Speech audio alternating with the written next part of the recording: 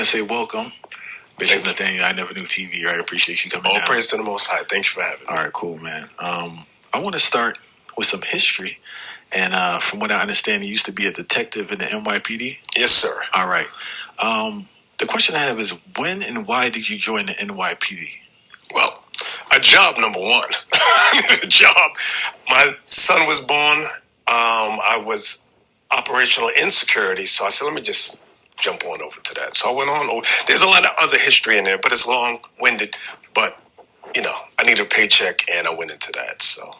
And during your time in the NYPD, right, I'm pretty sure you saw this firsthand. There's a concept that people don't snitch, right? And we had Judge Joe Brown on here recently, and he was speaking about how like 90% of the people snitch. What's the difference between reality versus what's circulated in pop culture? Everybody snitches. Anybody that say they don't snitch, they is a liar. Everybody snitch. There's only one brother I met named Joseph. He was the ringleader, Haitian brother, ringleader of robbing a particular set of stores. He didn't snitch. It was funny. I got yelled at. My boss told me, "You too weak. Let me show you how to do it." White guy. He went in, cursed the guy out. I'm going to do this to you. I'm going to do that to you. And the brother Joseph, he looked up. He said, I have one word to say to you. After all the yelling, he goes, lawyer. So I'm sitting in the room just laughing because my boss had just yelled at me and my partner for being weak, dealing with the brother. But and many times, many Israelites, and even many people in the black community, they have something against law enforcement. Our people don't like law. Okay, another example I tell you. A young girl was raped, and I was putting up wanted posters for any information that led to who raped the young girl. She was 8 years old, putting posters all around. I remember these two black brothers ripping down all the posters. He said, "We don't snitch. We don't snitch." And I'm like, I was furious, but I'm like, wow. I said, our people is really, there's something wrong with our people. Okay. Now you got some in the religious community that say, "Oh, why were you a police officer? Why you do that?" Well, when you read the Bible, the forefather Zerubbabel was the Persian king's one of his top 3 bodyguards. When you read the book of 1 Esdras chapter 3 and chapter 4, he was like that. The Secret Service works for the president. So Zerubbabel, which is one of our founding forefathers in the Bible, was a bodyguard for the king.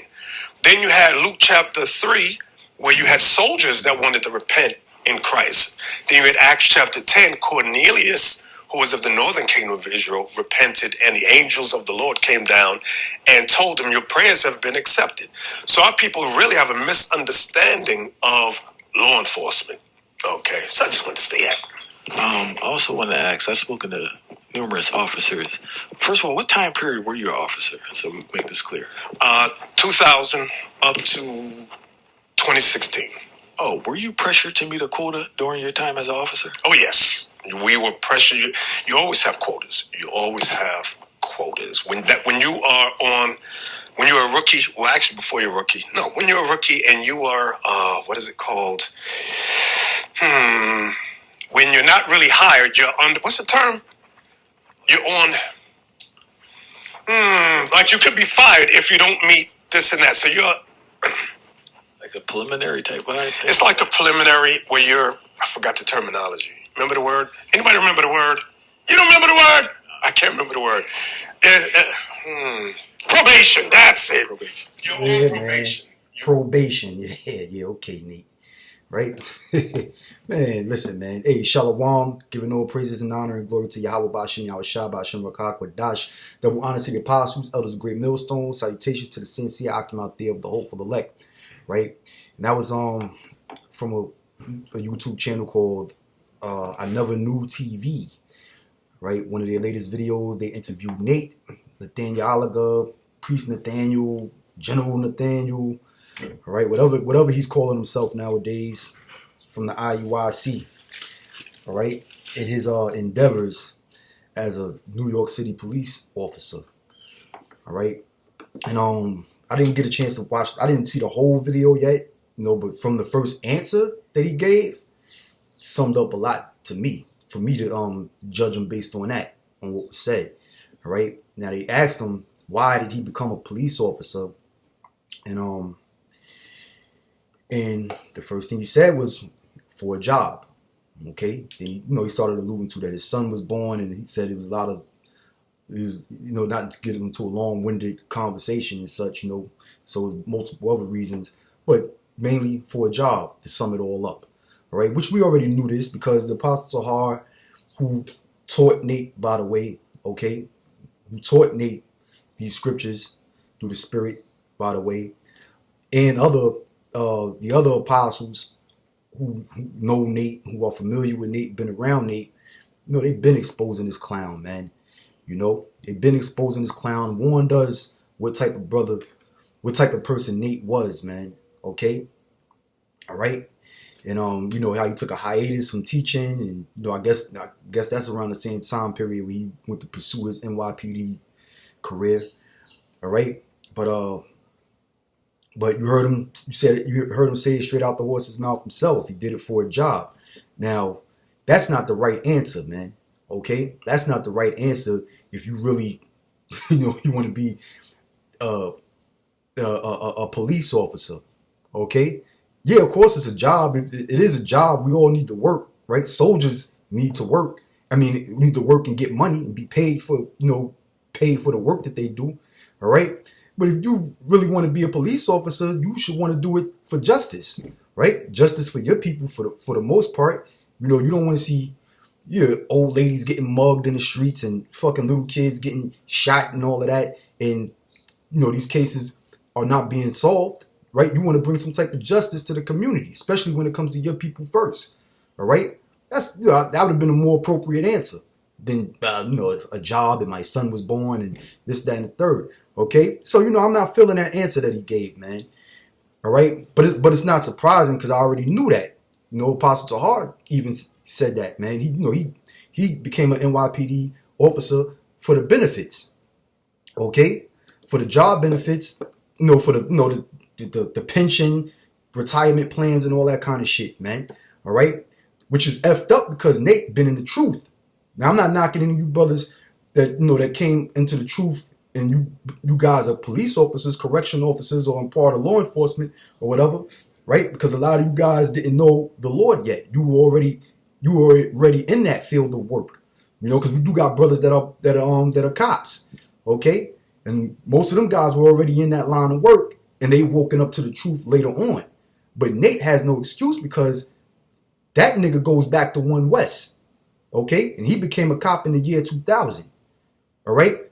Which so ironically was the time period when, what was being taught at One West, that the Lord was going to come back. Okay? The teachings of Yahweh Shah coming back in the year 2000. Okay? So that shows right there that nigga didn't believe that the Lord is coming back. That's why he decided to join the police. And that's what the Apostle Tahar said, man. I don't know if you brothers picked that up on that interview right now, but this is Matthew, the 6th chapter, and the 19th verse. It says, "Lay not up for yourselves treasures upon earth, where moth and rust doeth corrupt, and where thieves break through and steal. But lay up for yourselves treasures in heaven, where neither moth nor rust doeth corrupt, and where thieves do not break through nor steal. For where your treasure is, there will your heart be also." All right? Yeah, so his treasure is based upon carnal things and earthly things, man. And I'm not saying if blessings happen to come to you, earthly blessings happen to come your way, opportunities and such, to not go out there and get it and take advantage of it. All right? But if that's something that's gonna come before your main focus of what? Pleasing Yahweh by Hashem Yahweh Shah, and hope that you can make it up out of here and be delivered, and also, hasten the day of his coming, all right? Then don't pursue those fucking opportunities, man. Then to hell with that, man. If you really believe that that's something that might interfere with your judgment as far as this word goes, this word is concerned, man. Okay? Because for Matthew 6:21, for where your treasure is, there will your heart be also. All right? So if your treasure, or if your heart is based upon carnal things, retiring eventually because you think the Lord is just going to slack and lack, he ain't coming back no time soon. So you want to pursue a career to pursue a career in an organization that's known for oppressing our people. but you need these benefits, man. All right, then hey, man, then your mind is basically on fucking money and in the longevity of this society. Okay, all right. But if you ain't focused on the prize, which is Yahweh Shah coming back and giving us an eternal kingdom and pleasing Him, and dealing with the hardships that come along with it, if that's what it's going to be, and which more than likely that is, man. All right, that's called being baptized in the fire. All right, then that's what you're supposed to do, man. Okay, so Nate has no fucking excuse, man. All right, Matthew 6:24 says, "No man can serve two masters, for he either will hate the one and love the other, or else he will hold to the one and despise the other. Ye cannot serve the Most High and Mammon." And that's the choice that he made, man. The minute he decided to become a police officer for the NYPD, that's when he decided to serve Mammon rather than the Most High. Okay, rather than the Most High. All right. So it shows right there, man, that Nate ain't right, man. There's a couple of other things he said in that little clip that I showed you, man. That our people hate the law. They don't like, they don't look like the law. It ain't that our people don't like the law. Our people don't trust the law, and they have a rightful they have justified reasons in not trusting the damn police department, man. You seen it. You of all people, Nate, know the history of the police department and black people in this society, man. All right, in which it still takes place to this day.